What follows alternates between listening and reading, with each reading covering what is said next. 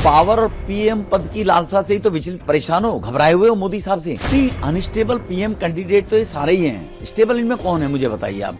Mamata is also candidate of प्रधानमंत्री। केजरीवाल साहब और मुंगेरी लाल के सपने देख रहे हैं। पुरानी बोतल में नई शराब डालकर वो बढ़िया शराब नहीं बन सकती कभी। अंत में नहीं, इनका प्रारंभ भी फैमिली से होता है और अंत भी फैमिली से ही होता है। और ये लोग राष्ट्र के लिए नहीं इकट्ठे हो रहे हैं, ये सब अपने खानदान की रक्षा के लिए, अपने खानदान के वर्चस्व को बनाए रखने के लिए इकट्ठे हो रहे हैं। नंबर 2, मैं पूछना चाहता हूं, देश इतना असमझ नहीं है, असमझ नहीं है देश इतना कि देश जानता नहीं है कि इन्हीं गठबंधन के लोगों ने 2014 से 2014 तक देश का क्या, 2004 से 2014 तक देश का क्या हाल किया था। सब जानते हैं, करप्शन, भ्रष्टाचार, देश कितना पीछे चला गया उस 10 साल के अंदर। जो देश ने तंज झेला है, सीमा पर सैनिकों का अपमान, देश के अंदर बढ़ती हुई तेज गति से महंगाई 12% तक महंगाई का आंकड़ा पहुंच गया था। तो इसीलिए देश जानता है अब ये लोग देश के लिए इकट्ठे नहीं हो रहे हैं। लोकतंत्र और संविधान, लोकतंत्र और संविधान, कौन लोकतंत्र की दुहाई दे रहा है? कांग्रेस अपनी गिरबान में झांके। संविधान की कौन दुहाई दे रही है? ममता बनर्जी। कि किस प्रकार के कैसे चुनाव होते, ममता बनर्जी अपनी गिरबान में झांके। अखिलेश बाबू उत्तर प्रदेश में क्या जंगल राज था, पूरे यूपी ने देखा है, 2-2 बार आपको हरा दिया है, तो क्या गठबंधन चलेगा ये देश जान चुका है। पावर और पीएम पद की लालसा से ही तो विचलित परेशान हो, घबराए हुए हो मोदी साहब से। अकेले मोदी साहब से पीएम और पावर की लालसा नहीं होती तो आदमी अपने करैक्टर, अपनी स्टेटमेंट, अपने वर्चस्व को बचाकर रखता है। जिस केजरीवाल जी ने तुम लोगों को चोर, भ्रष्ट, करप्ट सारी चीजें बोली थी, तुम्हें पीएम पद और अपना भ्रष्टाचार जेल जाने से बचना है, तो आप केजरीवाल के कदमों पर जाके गिड़गिड़ा गए, आइए सोनिया जी के साथ डिनर कर लीजिए। तो ये किस चीज का सबूत है? ये क्या है? यही ममता बनर्जी जो कांग्रेस में तुम्हें जूत मारकर गई थी, उसके तलवे चाटते फिर रहे हो। यही शरद पवार जिन्होंने कहा थे विदेशी महिला है, इसको देश कैसे एक्सेप्ट करेगा, उनके तुम तलवे चाटते फिर रहे हो। तो क्या इसका परिचय क्या है? यही तो पावर चाहिए तुम्हें, और तुम्हें पीएम चाहिए। नहीं, अनस्टेबल पीएम कैंडिडेट तो ये सारे ही हैं। स्टेबल इनमें कौन है मुझे बताइए आप। ममता इज ऑल्सो कैंडिडेट ऑफ प्रधानमंत्री। केजरीवाल साहब और मुंगेरी लाल के सपने देख रहे हैं। इसी प्रकार से नीतीश बाबू प्रधानमंत्री बनने चले थे बिहार में।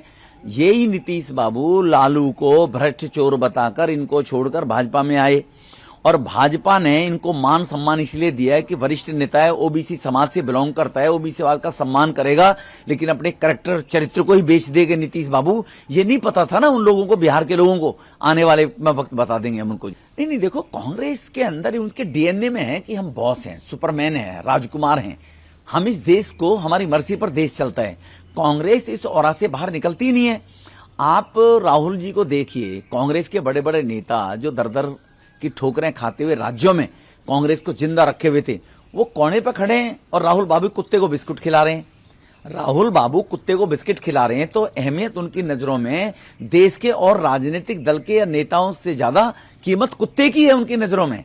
इसलिए उन पे ध्यान दे नहीं रहे, तभी तो कांग्रेस को छोड़कर लोग भागे हैं। कांग्रेस को छोड़कर उसका भागने का कारण क्या? यही है। देखो, चिराग पासवान जी के पिता, उन्होंने उसको संस्कार दिए।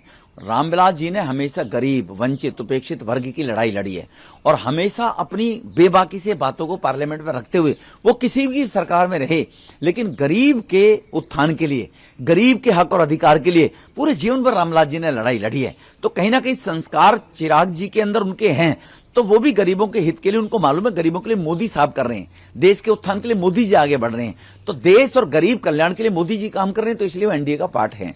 तो ये नेशनल इंक्लूसिव अलायंस नहीं है, ये नेशनल डेमोक्रेटिक नहीं है, डेमोक्रेटिक नहीं बनेगा इनका। डेमोक्रेटिक अगर ये होता तो डेमोक्रेसी कहाँ रही, ये कांग्रेस ने दिखाया। डेमोक्रेसी कहाँ रही, ये केजरीवाल साहब ने दिखाया अपनी टीम को लेकर। डेमोक्रेसी कहाँ रही, ये ममता जी भतीजी के बाहर नहीं निकल रही है। डेमोक्रेसी कहाँ रही, ये मुलायम सिंह बेटे के बाहर नहीं निकल रहा है, लालू जी अपने बेटे से बाहर निकल रहा है। तो ये डेमोक्रेसी नहीं है। तो ये डेमोक्रेसी की बजाय इसका नाम इन्होंने रख तो दिया है, तो इंक्लूसिव नहीं है, एक्सक्लूसिव है ये लोग, कि इस देश को भ्रष्टाचार की सभी, सारे के सारे, कोई किस भ्रष्टाचार में विलुप्त है, कोई किस भ्रष्टाचार में लिप्त है, उसको लेकर भारत को छिन्न भिन्न करने के लिए एक इन्होंने अलायंस बनाया है। एक्सक्लूसिव अलायंस है अभी इनका जी, और वो एक्सक्लूसिव अलायंस का परिचय दे दिया राहुल गांधी ने, देश के बारे में रो रहा था। इन्हीं की दादी श्रीमती इंदिरा गांधी कहती थी भारत की प्रगति को लेकर विदेशी ताकतें इंटरफेरेंस करती हैं भारत को कमजोर करने के लिए। आज भारत ताकतवर बन रहे हैं तो राहुल बाबा बाहर के लोगों से हाथ जोड़ रहे हैं जाकर, आप इंडिया में इंटरफेरेंस करें, इंडिया में सब कुछ ठीक नहीं चल रहा है। आम आदमी पार्टी की भी एजुकेशन मिनिस्ट्री यही रो न रो के आई थी बाहर, इंडिया में 5 करोड़ लोग भूखे हैं, 35 करोड़ लोग को मकान नहीं है। तो इसलिए ये Indian national democratic inclusion alliance नहीं है, ये इंडियन नेशनल और डेमोक्रेटिक की जगह मैं इसको डिस्ट्रक्टिव इनका एक्सक्लूजन अलायंस है ये। तो Indian national destructive exclusion alliance इनका नाम होगा। ये तब आगे बढ़ पाएंगे क्योंकि कहीं किसी को अपनी जात, अपनी बिरादरी, अपना धर्म, अपना नाम बदलना पड़े तो कहीं ना कहीं उनके कुकर्मों के कारण बदलना पड़ा है कि पहले नाम के कारण कुछ अच्छा नहीं कर पाए, अब आगे कैसे अच्छा कर पाएंगे ये अंदाजा लगा लो।